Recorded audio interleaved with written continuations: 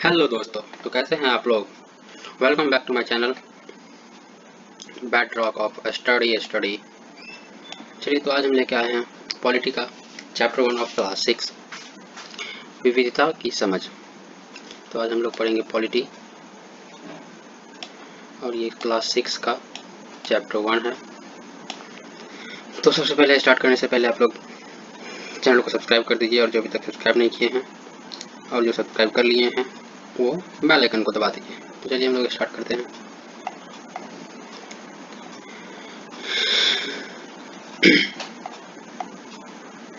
आज हम लोग पढ़ेंगे विविधता की समझ। विविधता की समझ में ये मैंने अपने हाथों से अपने नोट्स को बनाया है, और एनसीईआरटी वेस्ट सारा नोट्स है। एनसीईआरटी पढ़ने पर, नोट्स बनाने पर बहुत ही ज़्यादा समय लगता है दोस्तों। तो प्लीज़ आपसे रिक्वेस्ट है, वीडियो को लाइक, शेयर और सब्सक्राइब चैनल को जरूर कर दें। चलिए स्टार्ट करते हैं फर्स्ट पॉइंट से। सबसे पहली बात है विविधता। विविधता होता क्या है, तो आज हम जानेंगे। लोगों में भिन्नता ही विविधता कहलाती है। तो लोगों के बीच जितनी भी भिन्नता होती है उसे हम लोग विविधता कहते हैं। वो भिन्नता बहुत से प्रकार की हो सकती है, जैसे धर्म में भिन्नता, शिक्षा में भिन्नता, खान पान में भिन्नता, पहनावा में भिन्नता, रहन सहन में भिन्नता, काम काज इत्यादि में भी भिन्नता होना। इसका मतलब है कि लोग अलग अलग धर्म के हैं, कुछ लोग ज़्यादा पढ़े लिखे हैं, कुछ कम हैं। किसी का खाने पीने का स्टाइल अलग है, हम लोग कुछ और खाते हैं और लोग कुछ और खाते हैं। किसी का पहनने का स्टाइल अलग, रहने का स्टाइल अलग है। ये सब जितनी भी है ये विविधता कहलाती है। चलिए नेक्स्ट पॉइंट बढ़ते हैं। गरीबी और अमीरी विविधता का रूप नहीं है और इसे गैर बराबरी कहा जाता है। तो गरीबी और अमीरी अलग चीज़ है। गरीबी अमीरी विविधता में नहीं आता है, इसे गैर बराबरी कहा जाता है। इसका मतलब है कि कुछ लोगों के पास न अवसर है और न ही जमीन और न ही पैसे जैसे संसाधन जो दूसरों के पास हैं। इसका मतलब है कि कुछ लोगों के पास न तो अवसर है और न ही जमीन और न ही पैसे, ये जितने भी संसाधन हैं कुछ लोगों के पास हैं और कुछ लोगों के पास नहीं है जो दूसरों के पास होते हैं। तो ये गैर बराबरी में आता है, इसे हम विविधता नहीं कहेंगे। तीसरा पॉइंट है जाति व्यवस्था असमानता एक और उदाहरण है। तो जाति का व्यवस्था, जाति के साथ जो असमानता होती है वो भी इस प्रकार एक उदाहरण है। चलिए नेक्स्ट पॉइंट बढ़ते हैं। लद्दाख को व्यापार का अच्छा रास्ता माना जाता है क्योंकि यहाँ बहुत घाटियाँ हैं जिससे होकर मध्य एशिया के काफिले तिब्बत पहुँचते हैं। ये मसाले, कच्चा रेशम, दरिया आदि लेकर चलते हैं। इसका मतलब है कि लद्दाख का जो व्यापार का अच्छा रास्ता माना जाता है क्योंकि वहाँ पर बहुत सारा घाटियाँ है जिससे होकर व्यापारी आते जाते हैं। मध्य एशिया के काफिले तिब्बत पहुँचते हैं। इसका मतलब वह उस घाटी से होकर मध्य एशिया के काफिले तिब्बत पहुँचते हैं। यहाँ पर मसाला, कच्चा रेशम और दरी जो बिछाने वाला दरी होता है, जो हम लोग बिछा के बैठते हैं, सोते हैं एक्सेट्रा, उसे दरी कहा जाता है। ये सब लेकर चलते हैं। नेक्स्ट पॉइंट है लद्दाख के रास्ते ही बौद्ध धर्म तिब्बत पहुँचा था। इसी रास्ते से बौद्ध धर्म भी तिब्बत पहुँचा था। बौद्ध धर्म का प्रचार तिब्बत में हुआ था। लद्दाख को छोटा तिब्बत भी कहा जाता है। लद्दाख को छोटा तिब्बत भी कहा जाता है। ये जम्मू कश्मीर के पूरब में पहाड़ियों में बसा एक रेगिस्तानी इलाका है। तो ये जम्मू कश्मीर के पूरब में बसा हुआ है। जम्मू कश्मीर से पूरब में एक रेगिस्तानी इलाका बसा हुआ है, पहाड़ियों में है। चलिए नेक्स्ट पॉइंट। लद्दाख में बारिश बिल्कुल नहीं होती है, इसीलिए यहाँ खेती संभव नहीं है। यहाँ हर वर्ष लंबे समय तक बर्फ ही बर्फ होता है। इसी कारण पेड़ भी बहुत कम उग पाते हैं। गर्मी में पिघला हुआ बर्फ से लोग अपनी प्यास बुझाते हैं। इसका मतलब है यहाँ बारिश बिल्कुल कम होती है, यहाँ खेती संभव नहीं है, क्योंकि जहाँ बारिश नहीं होगी वहाँ खेती नहीं होगी।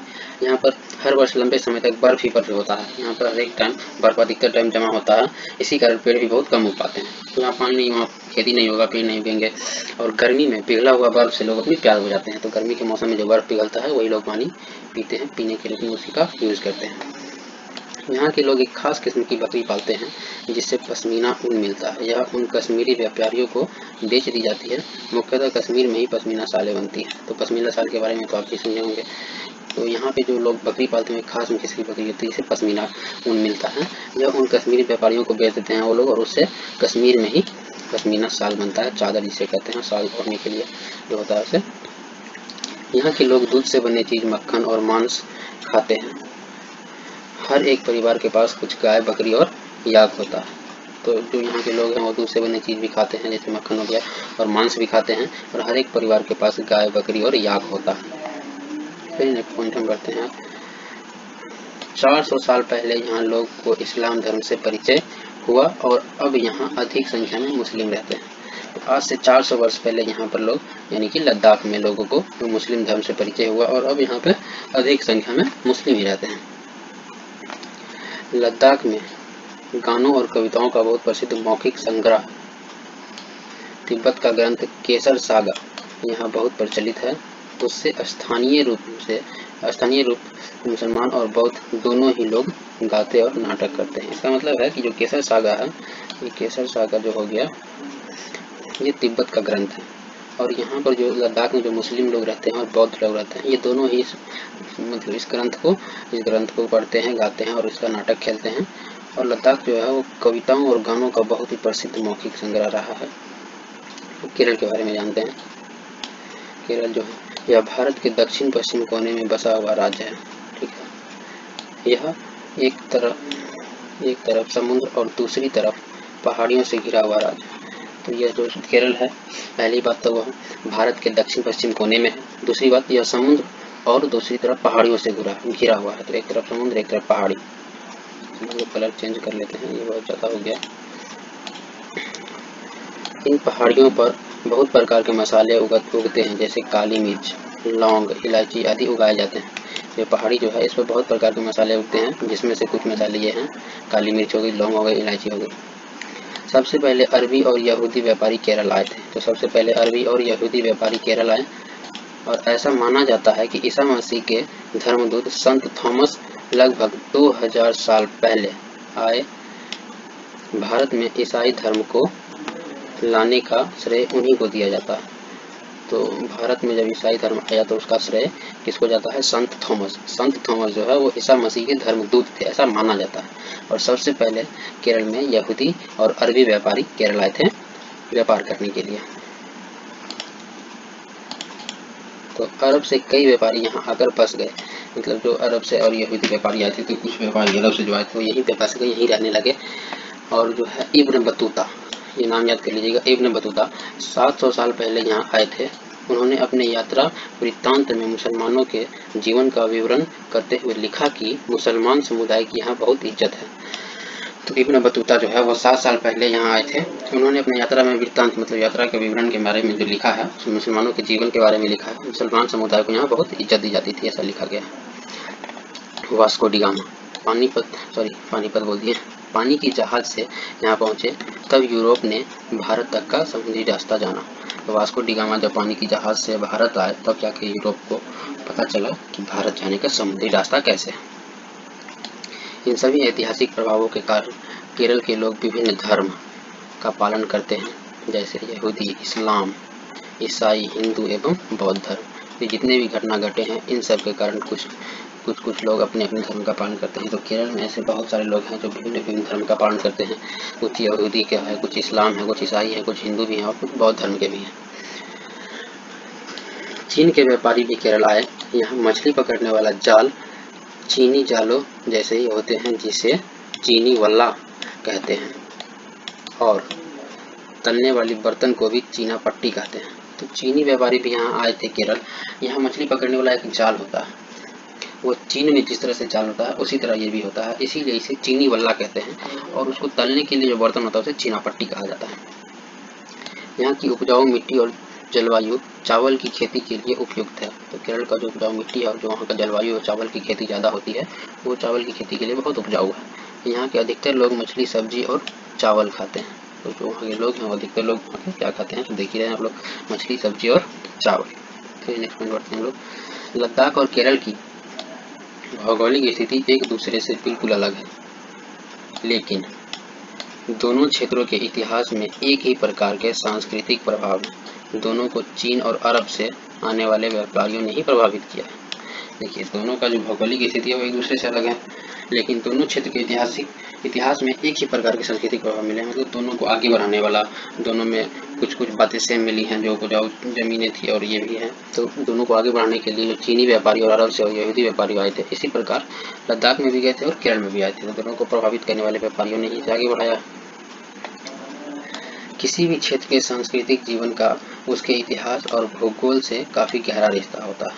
इसका मतलब तो आप लोग समझ ही रहे हैं, किसी भी क्षेत्र को आगे बढ़ने के लिए उसके इतिहास और भूगोल का काफ़ी गहरा रिश्ता होता है, काफ़ी योगदान होता है। भारत में विविधता या अनेकता उसकी ताकत का स्रोत माना गया है। भारत में जो विविधता है और अनेकता है वो भारत की ताकत का स्रोत माना गया। जब अंग्रेजों का भारत पर राज था, तब विभिन्न धर्म, भाषा और क्षेत्र की महिलाओं और पुरुषों ने अंग्रेजों के खिलाफ मिलकर लड़ाई लड़ी थी। जब हमारा देश गुलाम था, उस टाइम कोई लोग ये नहीं देखे थे हम हिंदू हैं, मुसलमान हैं, दिस डैट, ये सब नहीं हुआ था। सारे लोग विभिन्न धर्म के भी थे, जो अलग अलग भाषा बोलते थे, सारी महिलाएं, सारे पुरुष, सब अंग्रेज के खिलाफ लड़ाई लड़े थे। अंग्रेज ने सोचा था कि वे भारत के लोगों में फूट डालकर राज करते रहेंगे। ये तो उन लोगों का था कि फूट डालो और शासन करो, लेकिन भारत के लोगों ने यह दिखा दिया कि वे एक दूसरे से चाहे कितने भी भिन्न हो, लेकिन अंग्रेजों के खिलाफ लड़ाई में वे सब एक हैं। तो उस टाइम सारे लोग मिलकर लड़े थे, जिसका नतीजा आज हमारा देश आज़ाद है। और उस टाइम वो लोग सब उसको दिखा दिए कि भारत के लोग सभी एक हैं, चाहे वो किसी भी धर्म के हों, किसी भी जाति के हों, किसी भी समुदाय के हों। जालियांवाला बाग हत्याकांड अमृतसर में हुआ था। 5 पॉइंट नोट कर लीजिए, याद कर लीजिएगा, ये बहुत पिन है। इस हत्याकांड में ब्रिटिश जनरल ने शांति प्रिय निहत्थे लोगों पर खुलेआम गोलियां चलवाती थी, जो बाग में इकट्ठे होकर सभा कर रहे थे। इससे महिला, पुरुष, हिंदू, मुसलमान, सिख, कितने सारे लोग थे जो अंग्रेजों के पक्षतापूर्ण नीति का विरोध करने के लिए जमा हुए थे। उससे बहुत लोग मारे गए, बहुत घायल हुए। मैं आप लोगों को ये जालियांवाला बाग हत्याकांड के बारे में दिया गया है कि उस टाइम जो ब्रिटिश का जनरल था, वो सारे लोग जो वहाँ पे बाग में जमा हुए थे, इकट्ठे हुए थे, सारे हिंदू, मुस्लिम, सिख, सारे लोग जितने भी थे सब जमा हुए थे, जितने भी महिला पुरुष थे सब एक जगह जमा होकर मीटिंग कर रहे थे। अंग्रेज का जो नियम निकला था वो उसके विरुद्ध में सब जमा होकर मीटिंग कर रहे थे, लेकिन इन्होंने खुलेआम गोलियां चलवा दी, जिसमें बहुत सारे लोग मारे गए, बहुत घायल हुए। भारतीय झंडा तिरंगा स्वतंत्रता संग्राम के दौरान ही इसकी परिकल्पना की गई थी। जब स्वतंत्रता संग्राम चल रहा था उसी टाइम तिरंगा का परिकल्पना किया गया था कि किस तरह का हमारा झंडा होगा। इस झंडे को सारे भारतीयों ने अंग्रेजों के खिलाफ इस्तेमाल किया था। अंग्रेजों को भगाने में सारे भारतीयों ने मिलकर इस झंडे का उपयोग किया था। जवाहरलाल नेहरू ने अपनी किताब की खोज में कहा था, उन्होंने एक बात कही है जो बहुत अच्छी बात है, ये सुनिए, लास्ट पॉइंट देखिए हमारा। उन्होंने कहा था, भारत एकता कोई बाहर से थोपी हुई चीज नहीं है, बल्कि यह बहुत गहरी है, जिसके अंदर अलग अलग तरह के विश्वास और प्रथाओं का स्वीकार करने की भावना है। इसमें विविधता को पहचाना और प्रोत्साहित किया जाता है। जवाहरलाल नेहरू ने यह बात कही है, और जवाहरलाल नेहरू ने ही एकता में अनेकता का विचार दिया था। चलिए दोस्तों, आज का वीडियो हमारा ये खत्म हुआ। ये हमारे पॉलिटी का क्लास 6 का फर्स्ट चैप्टर था। हम फिर से आपको सेकंड चैप्टर में मिलेंगे। तब तक के लिए बाय। वीडियो अच्छा लगा तो प्लीज़ लाइक एंड सब्सक्राइब कर दीजिएगा और शेयर कर दीजिएगा ताकि और लोगों तक पहुंच सके। थैंक यू दोस्तों।